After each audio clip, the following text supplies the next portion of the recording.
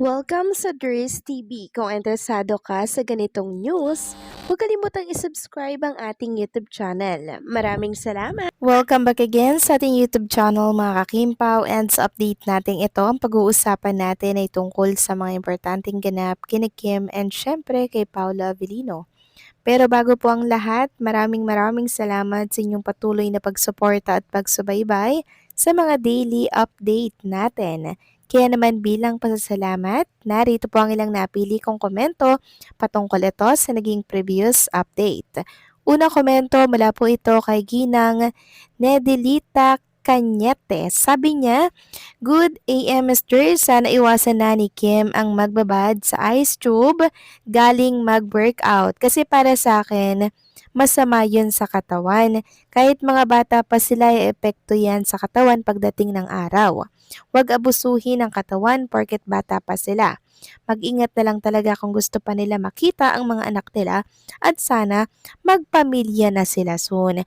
So maraming salamat sa komento, Ginang Nedelita Cañete. So hindi ko alam na masama po pala yun. And yes, tama po kayo dyan. Lahat ng ginagawa natin ngayon, lalabas po yan pagtanda po natin. Doon po magsisilabasan yung mga ginawa po natin nung araw. So ganyan din po kasi yung mga naririnig ko sa mga lola ko, mga kakimpaw, na yung mga ginagawa nyong yan, lalabas yan pagtanda nyo, sisingilin kayo, yung mga ganyan, 'di ba? Yan po yung lagi nating naririnig, and hopefully po ay marinig ni Chinita Princess itong komento po ninyo, Ma'am Nedelita Cañete. Kasi para din naman po sa kanya ito mga sinasabi natin, mga suggestions natin, kasi love na love natin si Chinita Princess. Di po ba ayaw natin na merong mangyari sa kanyang masama, ayaw natin na magkasakit po siya, di ba? Kaya ngayon pa lang nire-rebuke na natin, pinapaalalahanan na po natin si Chinita Princess sa mga possibility na pwede po na mangyari. Kaya ngayon pa lang mag-ingat na po siya para nang sa ganon, 'di ba? Makita pa natin yung magiging apo nating lahat, 'di ba? Yung magiging anak nila ni Paolo Avellino, at yan po ang minamanifest natin araw-araw. At wag po kayong mag-alala mga kakimpaw dahil alam naman natin na may plano sila diyan, 'di ba? So maraming salamat sa komento, Ginang Nedelita Cañete. God bless po at mabuhay kayo. At ang pangalawang komento naman mula po kay Ginang Mila Carillo. Sabi niya, malakas si Kim kay Lord, laging nagdadasal bago matulog, kaya ginagabayan sila ni Pao sa araw-araw ng kanilang gawain sa buhay. Kim Pao, laging ingat lang, huwag kayong makalimot magdasal sa araw-araw at gabi, kapit lang tayo sa rosary at sa Panginoon. Siya ang may alam sa ating buhay. Huwag pansinin ang mga hula. Hindi hawak ang buhay natin. Si Lord lang ang may karapatan sa ating buhay. Huwag pansinin ang mga hula-hula. Mai-stress ka lang. Total, magkasama na kayo ni Pao at Kim, ituloy nyo lang ang balak nyo sa buhay para sa family na magkaroon kayo ng baby ni Pao at Kim. Darating ang magandang buhay, kontrahin kung kinakailangan.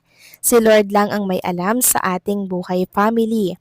Mr. and Ms. Avellino Chu family, pag mabuti ang ginagawa mo, mabuti rin ang ipagkakalob sa iyo. Kim Pao, God bless, and always pray for the heart.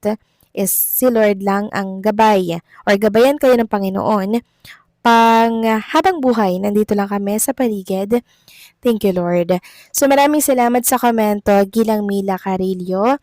And syempre kayo din po, kayo mga senior, sana gabayan po lagi kayo ni Lord. Ingatan po kayo lagi at pahabain palalo ang inyong buhay para makita po nating lahat ang bunso or ang apo natin or anak ni Chinita Princess at Paolo Avellino. Tama po kayo, hindi na natin dapat pa ini-entertain ang mga hula-hula niyan kasi wala naman po yung basihan, hula nga lang yan mga kakimpaw eh. Kaya wag tayong magpaka-stress dyan. Ang dapat natin gawin, ipag-pray natin lagi si Kim and Paolo, kaligtasan, kabutihan, and syempre good health. Ngayon pa lang, i-review na natin lahat ng bad vibes at mga plano pong masama ng kalaban. So maraming salamat sa komento, Ginang Mila Carillo. God bless po sa inyo and mag-iingat po kayo palagi.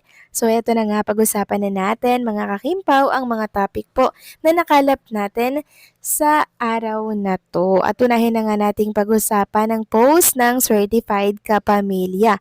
Sabi nga dito, which Filipino showbiz love team should we watch out for this 2026? At marami nga po ang napasugod dyan na Kim Pao fans at sabi nila ang Kim Pao ang inaabangan nila.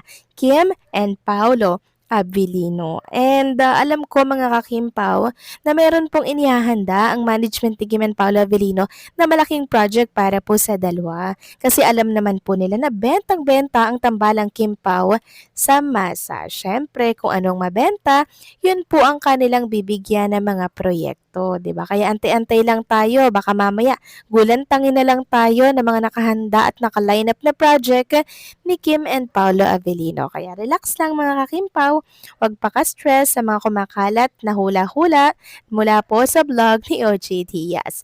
Samantalang next topic naman tayo mga kakimpaw, pag-usapan natin itong kinakikiligan ngayon ng mga Kimpaw fans sa mundo ng Facebook.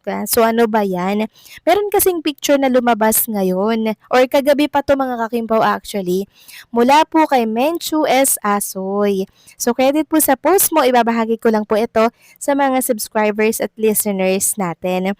So sabi niya, huy, could be Kimpaw hands. Huy, char na char, dilulo lang po. Ayan, may disclaimer siya. Tapos, nakita natin yung kamay nung babae, tas kamay nung lalaki. Parang kay Paula Avellino mga kakimpaw, yung kamay nung lalaki, tas yung kamay nung babae, parang kay Chinita Princess. Kaya marami pong nagsasabi na baka kamay yan ni Kim and Paula Avellino tapos nasa malamig at nagiyelong lugar. Ayan po oh, plenex po nila yung mga ring, engagement ring ba to or kasal ring ba yan mga kakimpaw. So ayan no, parang kamay talaga ni Kim and Paula Avellino. Kaya may nagsasabi na hala kinasal na si Kim and Paula Avellino sa malamig na lugar nung December. Sabi nga ng mga nag-comment dito, Kim Pao yan na hands dapat yung wedding ring nilang i-post mo. So alam nyo mga Kim Pao, nung una kong nakita rin itong picture na to, tapos nakita ko yung kamay mismo ni Kim at Paolo, parehas talaga eh. Parang inisip ko, hala kasal na si Kim and Paolo Avellino sa ibang bansa. So dilulo lang mga Kim Pao ha. Pero sana magkatotoo itong mga dilulo po natin. And saan kaya nakuha tong picture na to? Baka mamaya kay Kim and Paolo Avellino nga to, di ba?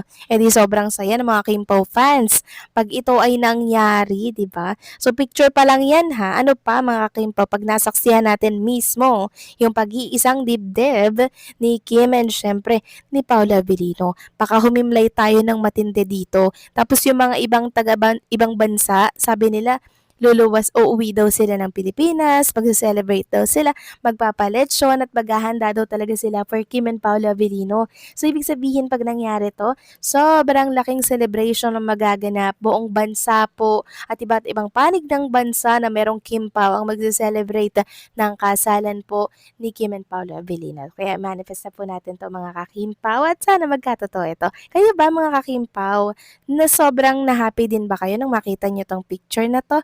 Please comment down below and syempre, don't forget to like, share, comment, and subscribe.